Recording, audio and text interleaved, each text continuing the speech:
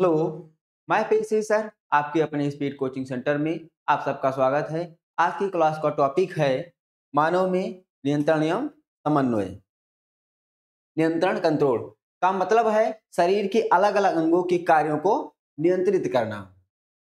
यानी कि जो भी कार्य होते हैं वो सभी अलग अलग क्या होते हैं, नियंत्रित होते हैं। ऐसा नहीं है कि कोई एक चीज नियंत्रण में है तो दूसरा नियंत्रण में नहीं है। सभी क्या होते हैं, नियंत्रण में होते हैं। समन्वय समन्वय का मतलब है शरीर के सभी अंगों के कार्यों का एक दूसरे के साथ मिलकर सुचारू रूप से चलना। तंत्रिका तंत्र तंत्रिका तंत्र क्या है? शरीर का वह नियंत्रण है जो हमारे शरीर के सभी अंगों के कार्यों को नियंत्रित और समन्वित करता है। यानी कि जो अभी हम इसके पहले क्या पढ़े हैं, नियंत्रण, यानी कि जो सभी अंग अलग अलग नियंत्रित होते हैं, नियंत्रण हो गया। उसके बाद हम पढ़े समन्वय। तो समन्वय क्या है? तो एक ही समय में कई काम होते हैं सुचारू रूप से, उसको हम कहते हैं समन्वय। तो तंत्रिका तंत्र के द्वारा क्या होता है, हमारे शरीर में नियंत्रण एवं समन्वय होता है। क्लियर? इससे हम महसूस, सोच और प्रतिक्रिया कर पाते हैं। जंतुओं में नियंत्रण एवं समन्वय। तो जंतुओं में नियंत्रण एवं समन्वय के लिए दो प्रकार के तंत्र होते हैं। सिस्टम यानी कि जो तंत्र होते हैं दो प्रकार के होते हैं, तंत्रिका तंत्र और दूसरा है अंतःस्रावी तंत्र। तो तंत्रिका तंत्राएं होते हैं और दूसरा होता है, क्या होता है, अंतःस्रावी तंत्र होती है, यानी कि ग्रंथियां होती हैं। तो अब सबसे पहले तंत्रिका तंत्र है न्यूरॉन। क्या है?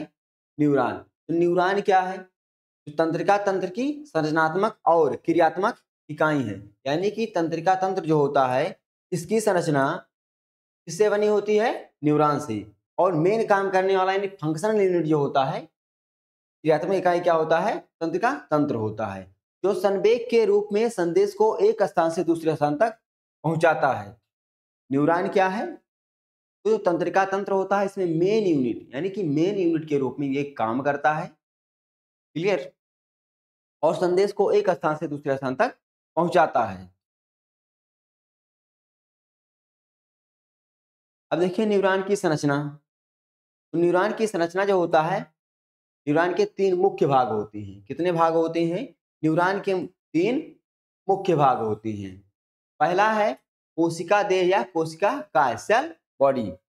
तो जो इतना पार्ट होता है इस वाले पार्ट को हम कहते हैं सेल बॉडी। क्या है? Cell body.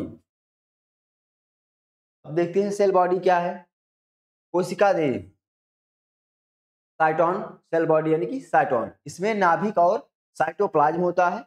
संदेश को ग्रहण कर आगे भेजने की तैयारी करता है, यानी कि प्रोसेस करता है। संदेश को ग्रहण भी नहीं करता है बल्कि क्या करता है, ये प्रोसेस करता है, प्रक्रिया आगे बढ़ाता है प्रक्रिया को। दूसरा है डेंड्राइट्स। तो डेंड्राइट्स होते हैं, ये वाले भाग होते हैं डेंड्राइट्स। तो क्या कहते हैं? डेंड्राइट्स। डेंड्राइट्स का क्या काम है? तो सूचनाओं को ग्रहण करना। ये छोटी शाखाएं होती हैं जो सेल बॉडी से निकलती हैं, बाहर से आने वाले संदेशों को ग्रहण करती हैं। डेंड्राइट्स का क्या वर्क है? तो बाहर से आने वाले संदेश को ग्रहण करना। अक्षतंतु, एक्सान। अब देखिए यहां पर, यहां से लेकर के इतने पूरे भाग को हम कहते हैं एक्सान। क्या कहते हैं? एक्सान। यह लंबा धागे जैसा भाग होता है जो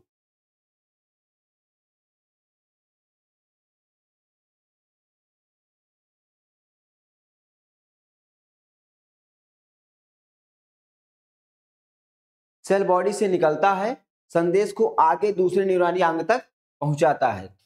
तो एक्सान का काम क्या होता है? एक्सान का मेन काम होता है, जो संदेश इसके पास आया होता है ये दूसरे न्यूरॉन को भेजता है। क्योंकि शरीर में क्या होते हैं, ढेर सारे न्यूरॉन पाए जाते हैं जो एक दूसरे से जुड़े रहते हैं।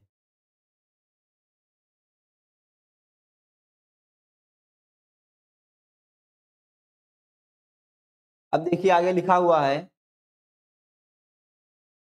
न्यूरॉन की लंबाई कई सेंटीमीटर तक हो सकती है। यह शरीर में विद्युत संकेत इलेक्ट्रिकल इंपल्स द्वारा संदेश भेजता है। दो न्यूरॉनों के बीच की जगह को सिनैप्स कहते हैं।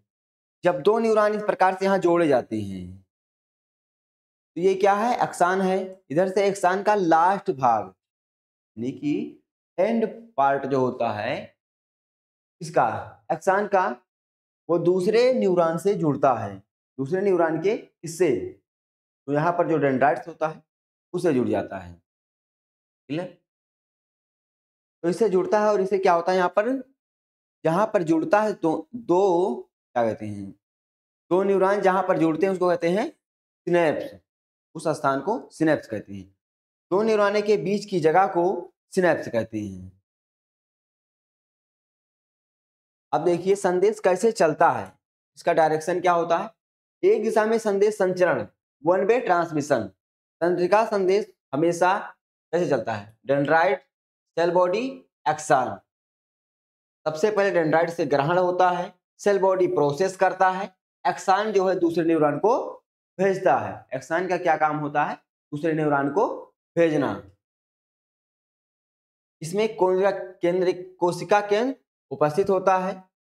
सेल बॉडी में न्यूक्लियस तथा साइटोप्लाज्म होती है। पुनर्जनन की क्षमता नहीं होती है किसमें, तो तंत्रिका कोशिका में पुनर्जनन की क्षमता नहीं होती है। जैसे मान लीजिए हमारे किसी भी पार्ट में चोट लग जाती है, कट जाता है, क्या होता है, कुछ दिन बाद ठीक हो जाता है। लेकिन अगर तंत्रिका कोशिका में कहीं चोट लगता है, कट जाता है, तो यहाँ पर पुनर्जनन नहीं होता है, फिर से नहीं बनता है। इस प्रकार से ये ठीक नहीं होता है। विशेष प्रोटीन और रासायनिक पदार्थ उपस्थित होते हैं, जैसे न्यूरोट्रांसमीटर, जो संदेश को अगले न्यूरॉन तक पहुंचाते हैं। ऊर्जा की अधिक आवश्यकता होती है। न्यूरॉन को कार्य करने के लिए लगातार ऊर्जा चाहिए, इसलिए इनमें बहुत सारे माइटोकॉन्ड्रिया होते हैं। क्योंकि माइटोकॉन्ड्रिया क्या होता है, power house of the cell. जो सेल होता है उस सेल में ऊर्जा कहाँ बनती है, तो माइटोकॉन्ड्रिया में ऊर्जा बनती है।